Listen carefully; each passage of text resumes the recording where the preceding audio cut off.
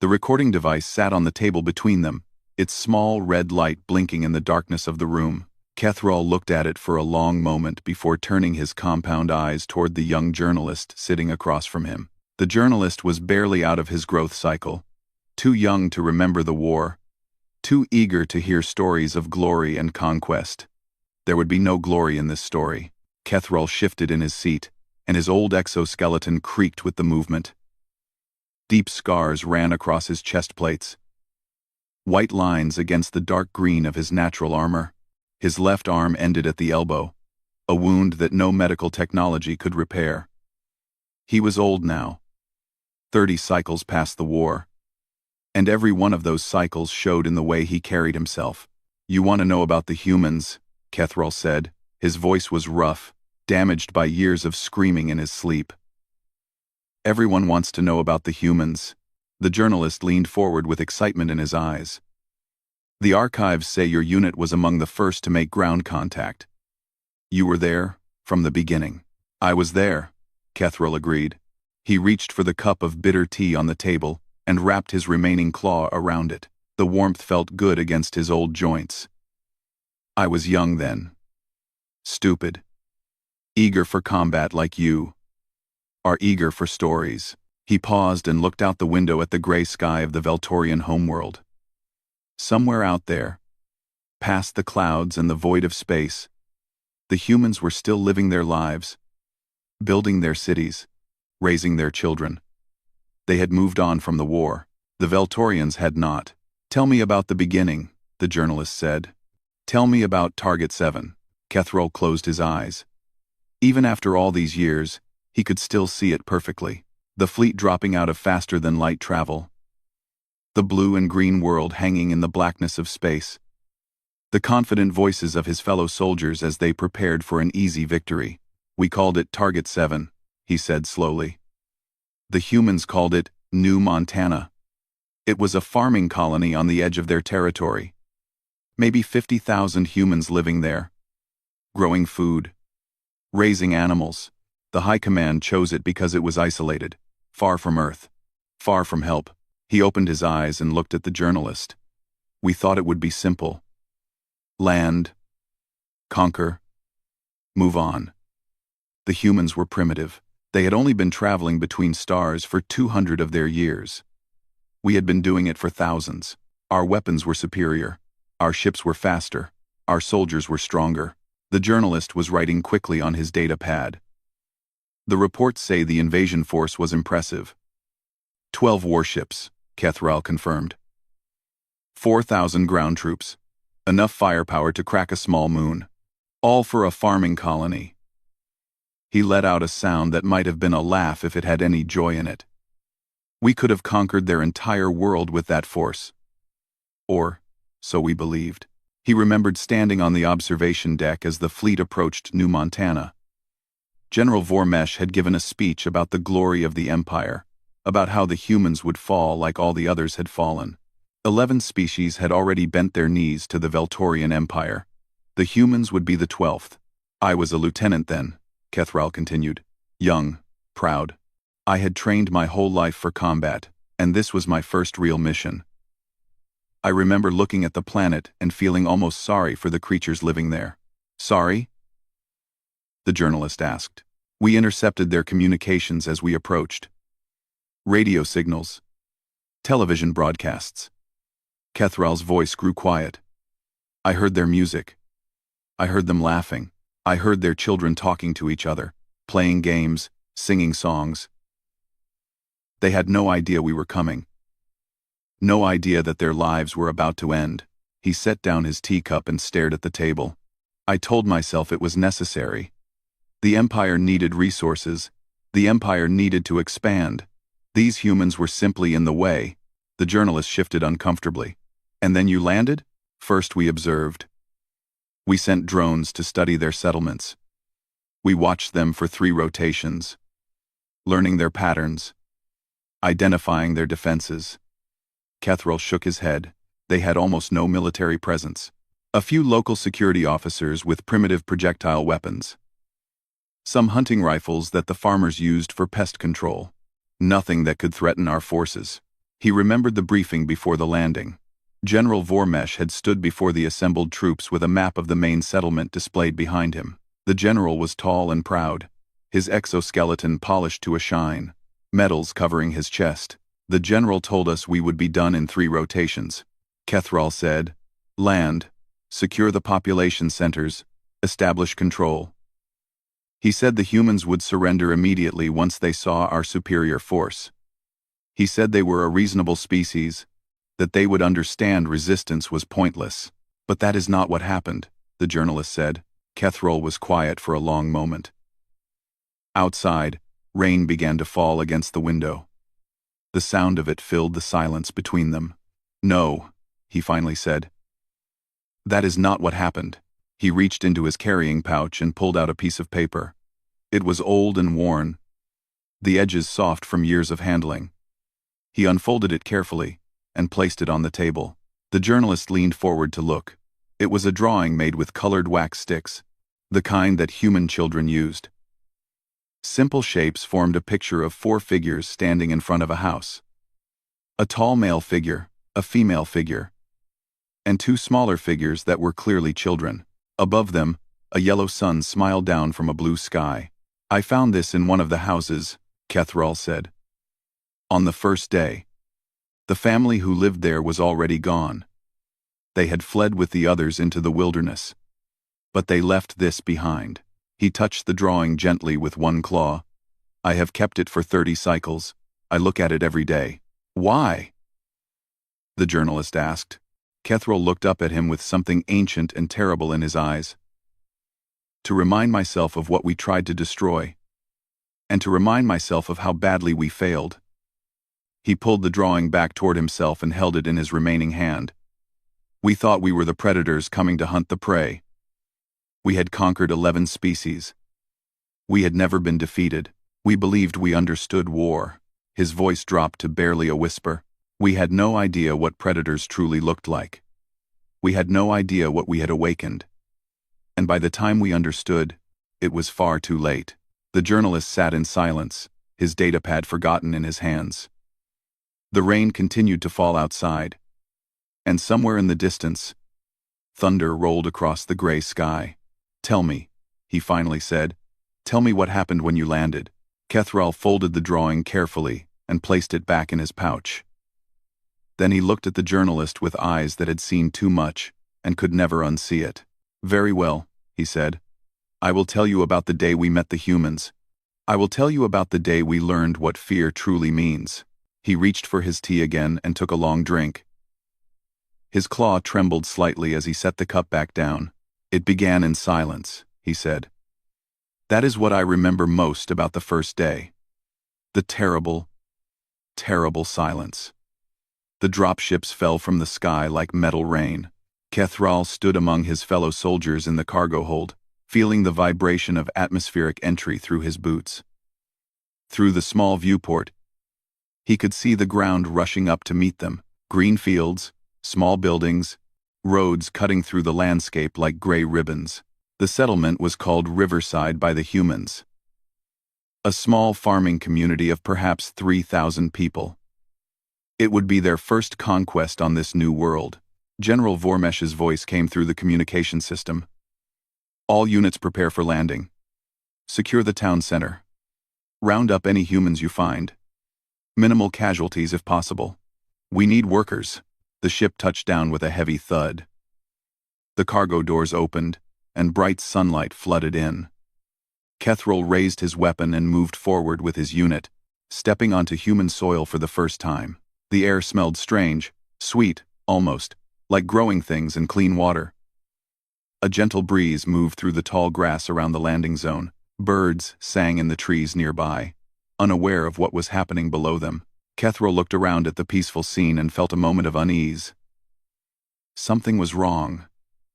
He could feel it in his bones, though he could not say what it was. Move out, his squad leader ordered. Formation Delta. Watch your sectors. They advanced toward the town in a standard sweep pattern. 40 soldiers in full combat armor, carrying plasma rifles capable of burning through steel. They were trained, equipped, and confident. Nothing on this primitive world could stand against them. The first buildings they reached were small homes made of wood and stone. Kethral noticed flowers growing in boxes beneath the windows.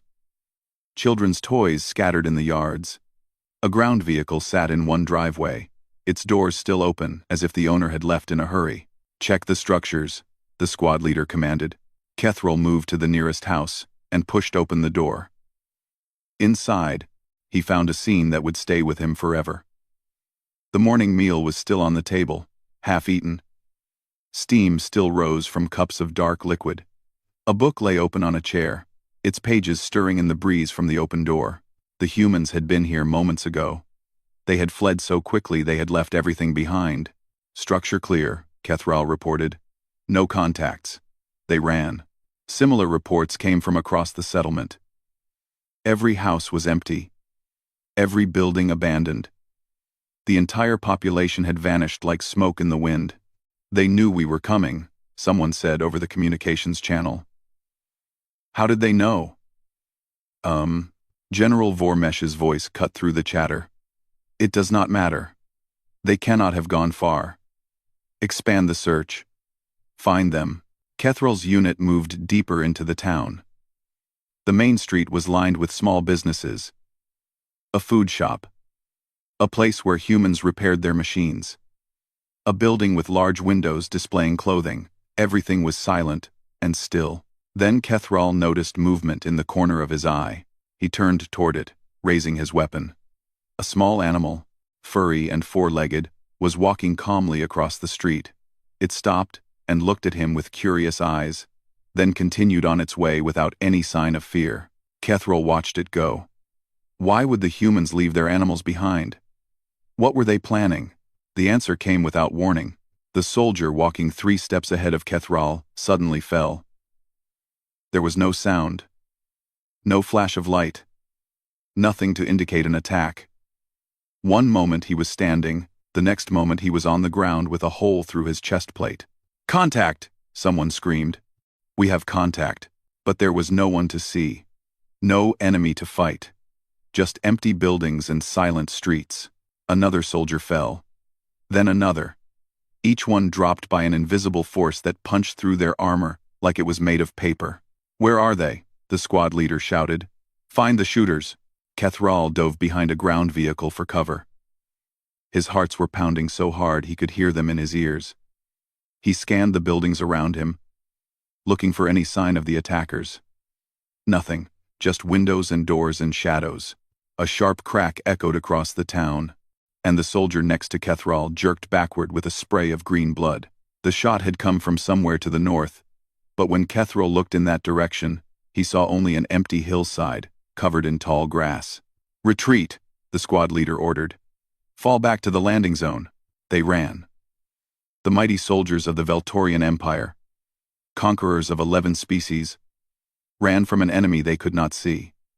More shots rang out as they fled, each one finding its target. With terrible precision, Kethral made it to the edge of town before he finally saw one of the attackers. It was a human male, old by their standards, with gray hair and weathered skin. He stood in the doorway of a large building that smelled of animals. In his hands was a long weapon made of wood and metal. He was watching the Veltorians retreat with cold, steady eyes. For a moment, their gazes met. Kethral raised his plasma rifle, but before he could fire, the human was gone. He had stepped back into the shadows and vanished like a ghost. Later, Kethral would learn that the human's name was Greg Dawson. He was a farmer. He raised animals and grew plants for food. He had never been a soldier, never received military training, never fought in any war. But on that day, Greg Dawson and his daughter Katie killed 18 Veltorian soldiers with weapons designed for hunting animals. They moved through the town like spirits, appearing only long enough to fire a single shot before disappearing again. The Veltorians did not understand. How could farmers fight like this? How could people with no training, no real weapons, no armor, cause so much damage to a professional military force? Kethral made it back to the landing zone with 7 other survivors of his 40-soldier unit. He collapsed against the side of a dropship and tried to control his breathing. His hands would not stop shaking. General Vormesh arrived an hour later to assess the situation. His face was twisted with rage as he looked at the reports. Over 200 Veltorian soldiers had been killed or wounded in the first day of the invasion. They had not captured a single human. "Bring in the heavy weapons," the general ordered. "Burn the town to the ground." They did. They fired plasma cannons at the buildings until nothing remained but ash and melted glass. They scorched the fields and poisoned the wells. They turned Riverside into a blackened wasteland, but the humans were already gone. They had melted into the wilderness, carrying their weapons, and their wounded, and their children. They had left nothing behind except empty buildings, and a lesson that the Veltorians had not yet understood. That night, Kethril sat in the temporary camp and stared at the crayon drawing he had taken from the abandoned house. The happy family. The smiling sun. The simple home that was now nothing but ashes. He thought about the old human farmer with his primitive weapon and his cold eyes. He thought about how quickly everything had gone wrong. He thought about the soldiers he had trained with, eaten with, laughed with, now lying dead in the streets of a destroyed town. And for the first time in his life, Kethril felt something he had never felt before. It took him years to find the word for it. But eventually he did. Fear. Real fear. Not the fear of death, which every soldier knows. Something deeper. Something worse. The fear of facing an enemy that would not break, would not surrender, would not stop fighting no matter what was done to them. The humans had lost their town. They had lost their homes, their possessions, their peaceful lives. Any other species would have surrendered after such destruction. Any other species would have begged for mercy. But when Kethril looked into the darkness beyond the camp lights, he knew the humans were out there. Watching. Waiting. Planning. They were just getting started. The wilderness of New Montana stretched for thousands of kilometers in every direction. Dense forests, steep mountains, deep valleys carved by ancient rivers. The humans had fled into this vastness. And now the Veltorians had to follow. Kethril's unit was assigned to the eastern search sector. They marched through the forest in tight formation, sensors scanning for any sign of human life. The trees here were massive, taller than any building on the Veltorian homeworld. Sunlight filtered through the leaves in scattered beams, creating patches of gold on the dark forest floor. On the third day, they found an abandoned camp. Shelters made from fabric and branches. The remains of cooking fires. Medical supplies scattered on the ground as if dropped in a hurry. The humans had been here recently. But once again, they had vanished before the Veltorians could arrive. "How do they keep moving?" one of the soldiers asked. "They have wounded. They have children. They should not be able to stay ahead of us." No one had an answer. By the fifth day, the Veltorian forces had cut off most escape routes. They had poisoned the main water sources. They had destroyed the humans' supply caches. Logic said the humans should surrender now. They had no food, no clean water, no medicine. They were hunted and surrounded, but the humans did not surrender. Instead, they started hunting back. It happened at night, mostly. A guard would disappear from his post, found later with his throat cut and his weapon taken. Tripwires connected to explosives made from farming chemicals, pits dug into forest paths, lined with sharpened sticks. Every step became dangerous. Every shadow held potential death. Kethril stopped sleeping. None of them could sleep. Every time they closed their eyes, they imagined human hands reaching for them in the darkness. The soldiers began to jump at every sound. Branches cracking, birds calling, wind moving through the leaves. Everything became a threat. On the 8th day, Kethril's patrol captured a human. His name was Pete Novak. He was a man of middle years, with a short beard and hard eyes. When they found him, he had 2 bullet wounds in his torso, a broken arm, and had not eaten or drunk anything in 3 days. He was still fighting when they subdued him. It took 6 soldiers to bring him down, and he injured 2 of them before they could bind his hands. The interrogation happened in a clearing near the main camp. General Vormesh came personally to oversee it. He stood before the wounded human with his arms crossed and his expression full of contempt. "Where are the others hiding?" the general demanded. Tell us, and we will treat your wounds. We will give you food and water. You will live." Pete Novak looked up at him with blood running down his face. And then he did something that made no sense at all. He laughed. It was not a nervous laugh or a crazy laugh. It was a real laugh, full of genuine amusement, as if the general had told a funny joke. "You don't understand anything, do you?" Pete said. His voice was rough from thirst, but there was no weakness in it. "You think you're winning because you have more ships and bigger guns. You think we're going to give up because things got hard." He spit blood onto the ground near the general's feet. "My grandmother survived a famine that killed 10 million people. My grandfather fought in a war where 50 million died. My father was in a conflict where people strapped bombs to their own bodies and walked into enemy camps." Pete smiled, showing teeth stained red. "You burned our town. You poisoned our water.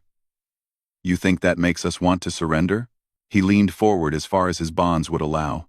"It makes us want to kill every single one of you. And we will, every single one." The general ordered him taken away. But Pete's words had done their damage. Kethral saw the fear spreading through the soldiers who had witnessed the interrogation. They had expected the human to beg, to break, to give them the information they wanted. Instead, he had promised them death while bleeding from multiple wounds and laughing in their faces. The next day, the attacks increased. A human medic named Laura Simmons led the Veltorians into a trap. She had been found near a refugee camp, treating the wounded. When the soldiers moved in to capture her, she triggered a landslide that buried half the patrol. Then she picked up a fallen soldier's weapon and killed 4 more before escaping into the forest. She was protecting children, human children, too young and sick to move quickly. She had refused to abandon them. Even when she knew the soldiers were coming, she had chosen to fight instead of run. Kethral could not understand it.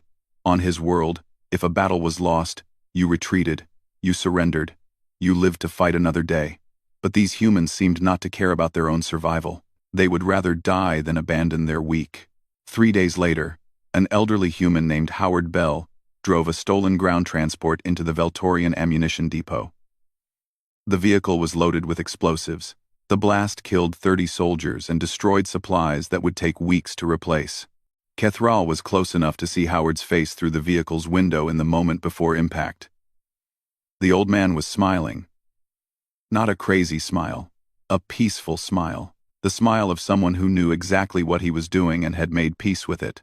That night, General Vormesh began drinking. He sat alone in his command tent with a bottle of Veltorian spirits and did not speak to anyone. Through the fabric walls, Kethral could hear him muttering. "The eyes," the general was saying. "Their eyes. They never stop watching, never stop hunting, even when they're running, even when they're dying. The eyes." Kethral thought about Pete Novak's eyes as he laughed. About Laura Simmons's eyes as she triggered the landslide. About Howard Bell's eyes as he drove to his death. The general was right. There was something in those eyes that did not exist in any other species the Veltorians had conquered. The old Veltorian philosophers had a concept called soul weight. It was the measure of a being's will to survive, to fight, to continue existing against all obstacles. Most species had limited soul weight. Push them hard enough, and they would break.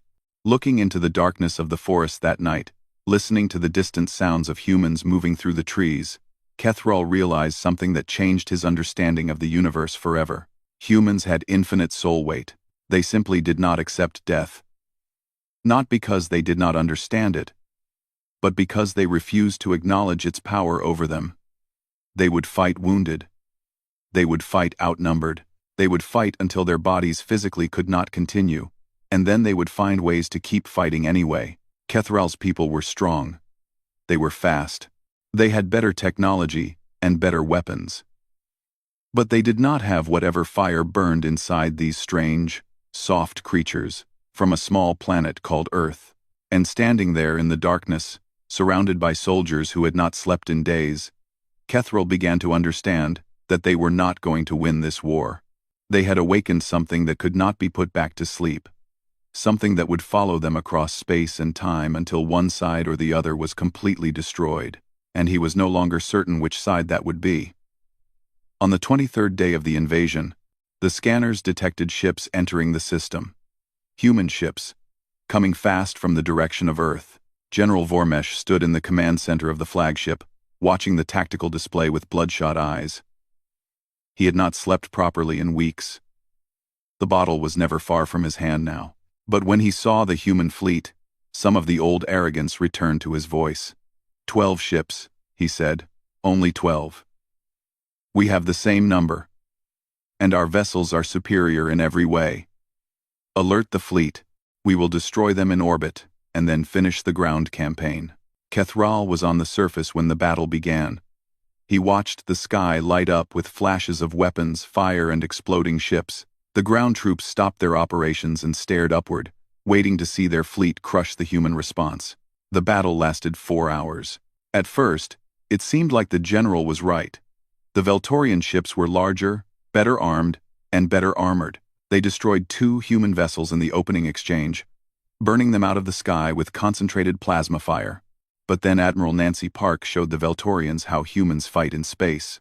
The human commander did not follow the rules of void warfare that every civilized species knew. She did not form battle lines. She did not exchange salvos at proper distance. She did not accept defeat when her ships were damaged. Instead, she attacked with a fury that defied understanding. Human ships rammed Veltorian vessels, destroying both in massive explosions. Damaged human cruisers continued to fire even as they broke apart, their crews staying at their stations until the very end. Admiral Park ordered her ships to create debris fields from their own destroyed vessels, then used those fields to hide ambush attacks. One human destroyer, its engines destroyed and its hull breached in multiple places, drifted toward a Veltorian battleship while broadcasting a surrender signal. When the Veltorians moved to capture it, the destroyer detonated its reactor core at point-blank range. The crew had known they were going to die. They had chosen to take their enemies with them. By the time the battle ended, 8 Veltorian ships were destroyed or crippled.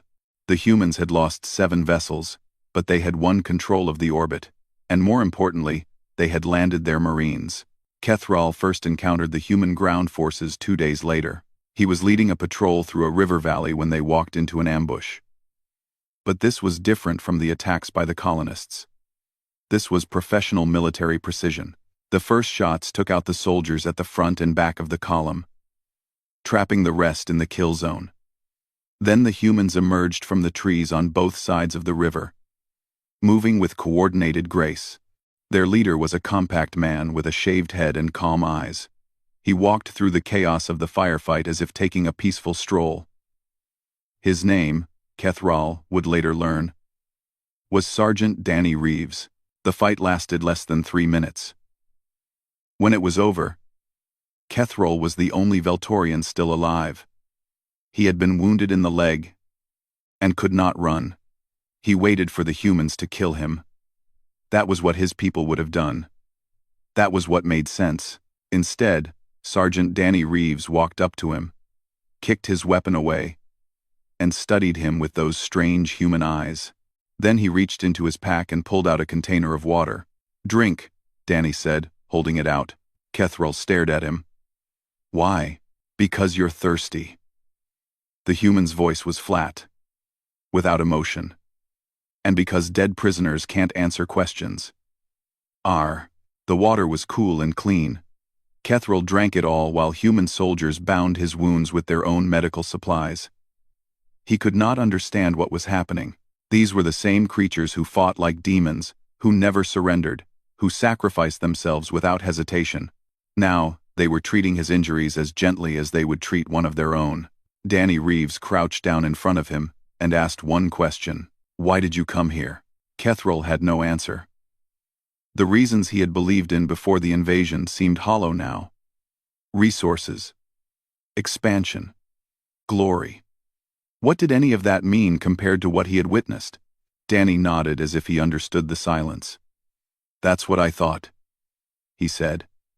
Then he stood up and ordered his soldiers to move out, taking Kethral with them as a prisoner.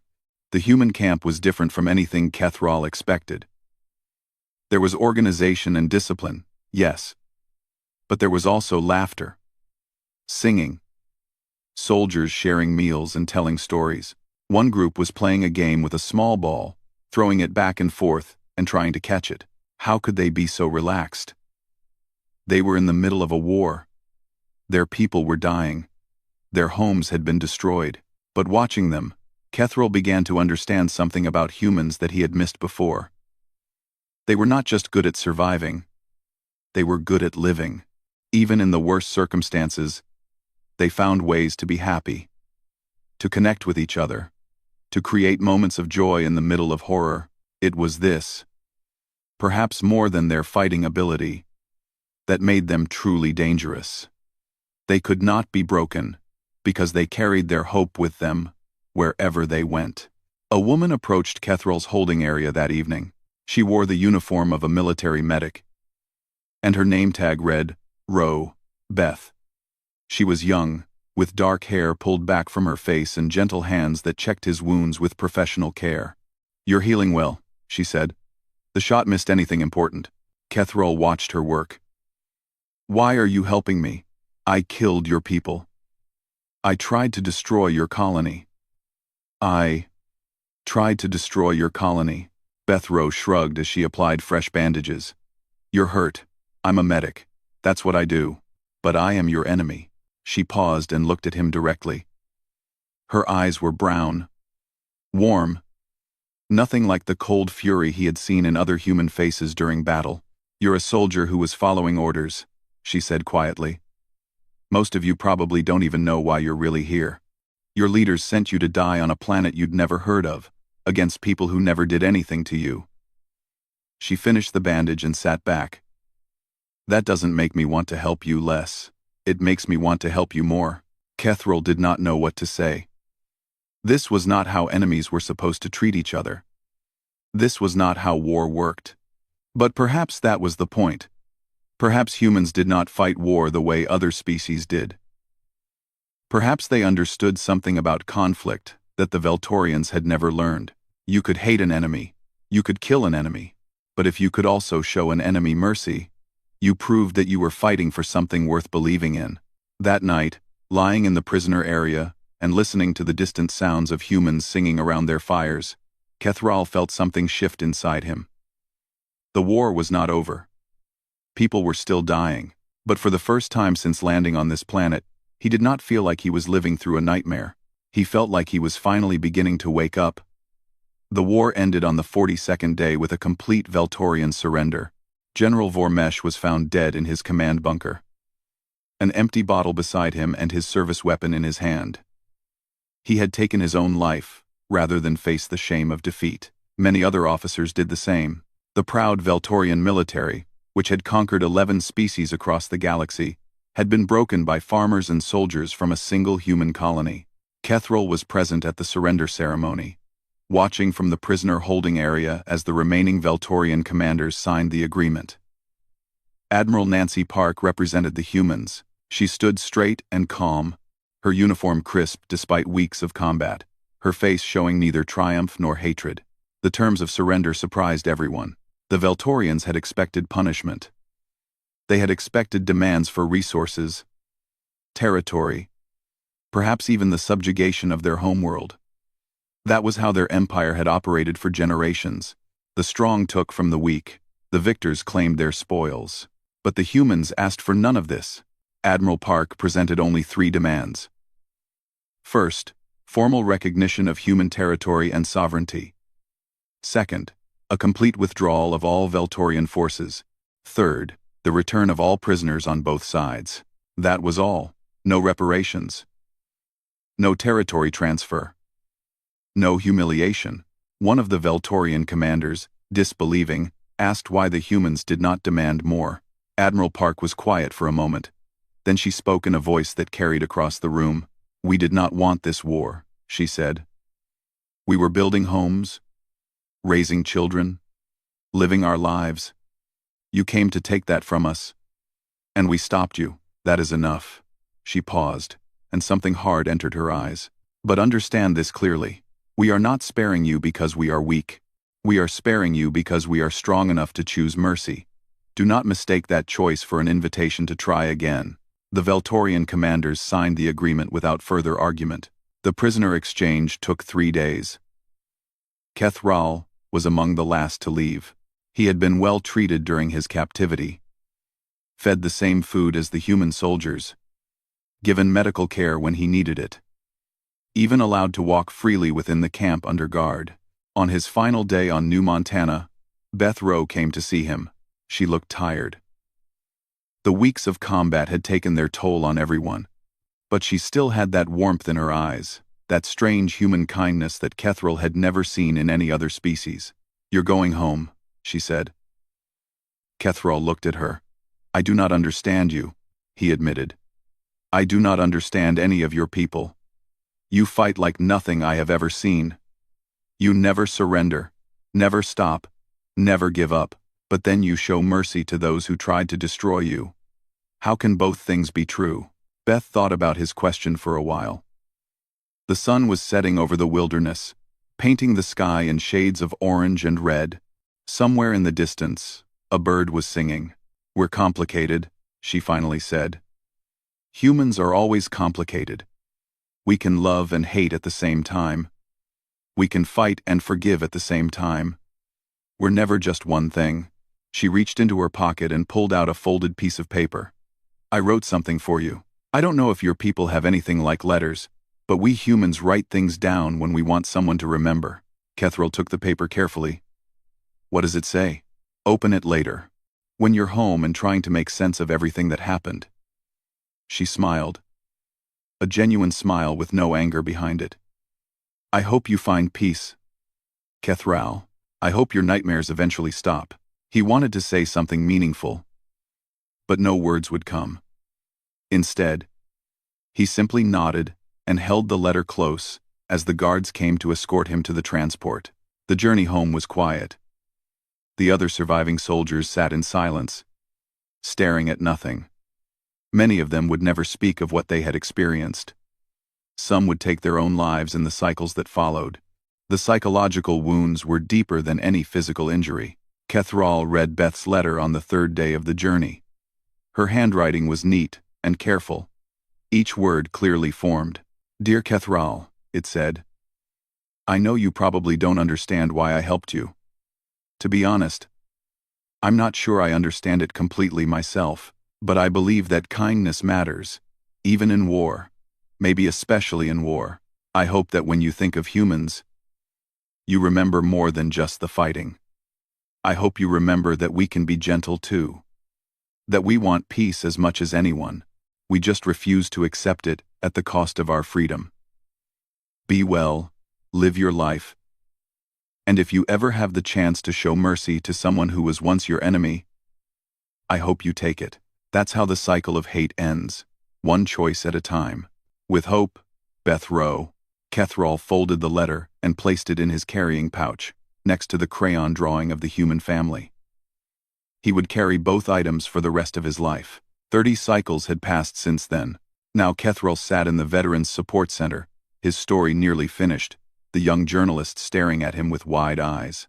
The recording device was still running, its red light blinking steadily in the dim room. "The war changed everything," Kethral said quietly. "The Veltorian Empire never expanded again. We had learned our lesson. We had learned what happens when you threaten beings who would rather die than submit." He reached into his pouch and pulled out the 2 items he had carried for 3 decades. The crayon drawing, faded now, the colors soft from years of handling, and the letter from Beth Rowe, folded so many times the paper had become soft as cloth. "I look at these every day," he said. "The drawing reminds me of what we tried to destroy. The letter reminds me of what we never expected to find." "Well, Everett," the journalist leaned forward. "What is that?" "Humanity," Kethral said simply. "Not the word, the real thing. The capacity to be terrifying and gentle in equal measure. The ability to fight without mercy and then offer mercy to the defeated. The strength to never surrender, and the wisdom to not demand submission from others." He placed both items on the table between them. "You asked me what I want people to understand about humans," he continued. "I have thought about this question for 30 cycles, and I have finally found my answer." The journalist waited, his datapad forgotten in his hands. Humans are not dangerous because they are strong, though they are strong. They are not dangerous because they are smart, though they are smart. They are dangerous because they are complete. Kethral's compound eyes met the journalist's gaze. They contain everything within themselves: creation and destruction, love and hate, compassion and violence. They choose which of these to show in any moment, and they move between them as easily as breathing. You never know which human you are facing until it is too late. He leaned back in his chair, suddenly looking every one of his many years. If your generation ever considers challenging the humans again, remember my words. They do not conquer because they do not need to. They do not destroy because they choose not to.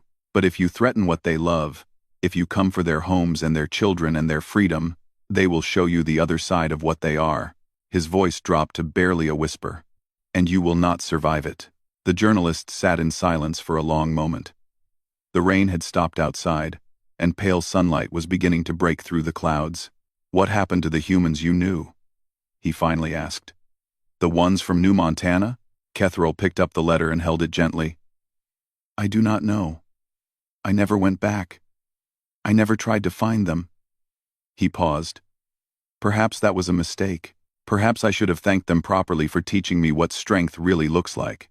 He stood slowly, his old joints creaking with the movement. The interview was over. He had said everything he needed to say. One more thing, he said, as he turned toward the door. Beth Rowe wrote in her letter that kindness matters. Even in war. Especially in war. He looked back at the journalist with something ancient and sad in his eyes. She was right. The humans taught us many things during those 42 days. But that lesson was the most important. You can judge a species not by how they treat their friends, but by how they treat their enemies. The humans could have destroyed us. They had every right to after what we did. But they let us go home.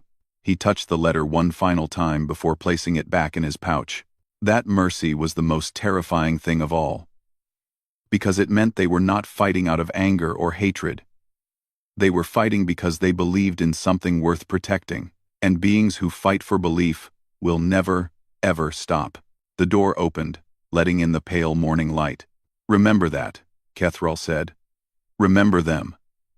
And pray you never give them a reason to fight again. Then he was gone, walking slowly into the gray morning, carrying his memories and his scars and his warnings into whatever years remained to him. Behind him, the young journalist sat alone in the empty room, staring at the place where Kethral had been.